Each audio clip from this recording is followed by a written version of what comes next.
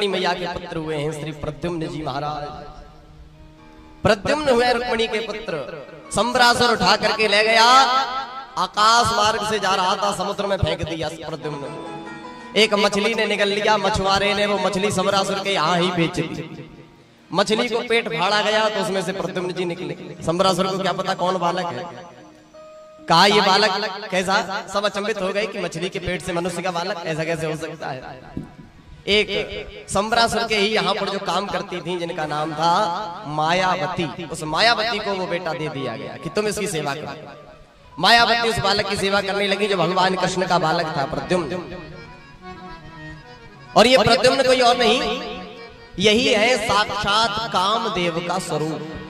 और जो इनकी सेवा कर रही है मायावती, ये भी कोई और नहीं, यही है प्रद्युम्न की पत्नी यानी कि कामदेव की पत्नी देवी रति। इस रूप में भगवान के पुत्र प्रद्युम्न बनकर आए हैं कामदेव, और देवी रति मायावती बनकर आई है। ये भगवान ने ऐसा क्यों करा? क्योंकि कामदेव को भोले बाबा ने जलाकर भस्म कर दिया था। ये चरित्र रामचरितमानस में आता है। समाधि अवस्था में भोले बाबा ने जब भस्म किया, रति रोने चिल्लाने लगी, तब भोले बाबा ने आशीर्वाद दे दिया, देखो भाई अब तो तुम्हारा पति समाप्त हो गया, लेकिन अगली बार यदुवंश में भगवान कृष्ण के घर में प्रद्युम्न रूप में तुम्हारे पति जन्म लेंगे, तब तुमको उनकी प्राप्ति होगी। तुलसीदास जी कह रहे हैं, जब जदुवंश कृष्ण अवतारा, जब जदुवंश कृष्ण अवतारा, हो यही हरण महाधुनि भारा, महामुनि भारा। हो जब जदुवंश कृष्ण अवतारा, जब जदुवंश कृष्ण अवतारा, होए हैं हरण महामुनि भारा, होए हैं हरण महामुनि भारा। और कृष्ण तनय हो यही पति तोरा, कृष्ण तनय हो यही पति तोरा, बचन अन्यथा हो न मोरा, बचन अन्यथा हो न मोरा। जब जदुवंश कृष्ण अवतारा, जब भगवान कृष्ण अवतार लेंगे, उनका ही जो बेटा होगा प्रद्युम्न, वही कामदेव के रूप में रति देवी तुमको प्राप्त होगा, ऐसा आशीर्वाद दिया।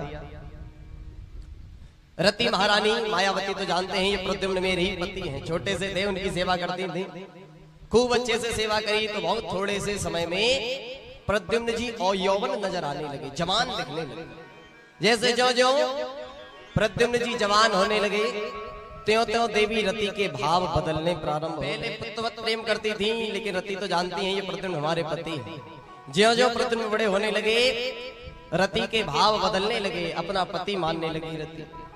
प्रद्युम्न जी को समझ में नहीं आया। एक दिन प्रद्युम्न जी ने पूछ दिया, देवी आप, हमने आपको अपनी माता के जैसा हम मानते हैं, लेकिन अब हम देख रहे हैं कि आपकी दृष्टि में थोड़ा चेंज क्यों आ रहा है, ये दृष्टि में बदलाव क्यों है? पहले तो आप पुत्रवत सेवा करती थी, लेकिन अब आपकी दृष्टि बता रही है कि आपकी जो दृष्टि है वो ठीक नहीं लग रही हमको। देखिए प्रद्युम्न जी ने पहचान लिया कि देवी रति आपकी दृष्टि ठीक नहीं है। अब ये जो आंखें हैं ये सब बता देती कि कौन किस भाव से किसको देख रहा है, ये आंखें सब बयां करती हैं।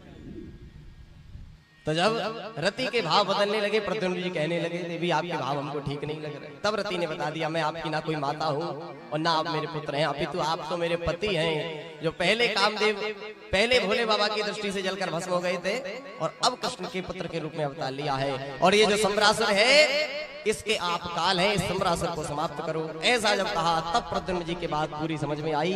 संबरासुर को मारा, देवी रति के साथ विवाह किया और पुनः द्वारिकापुरी में आ गए। द्वारकापुरी में सबने देखा कृष्ण भगवान की तरह आभा प्रभास हुआ है प्रद्युम्न जी की। रुक्मिणी मैया ने जब अपने बालक को देखा तो देखते ही मन में वात्सल्य भाव उमड़ने लगा। समझ गई यही है मेरा पुत्र।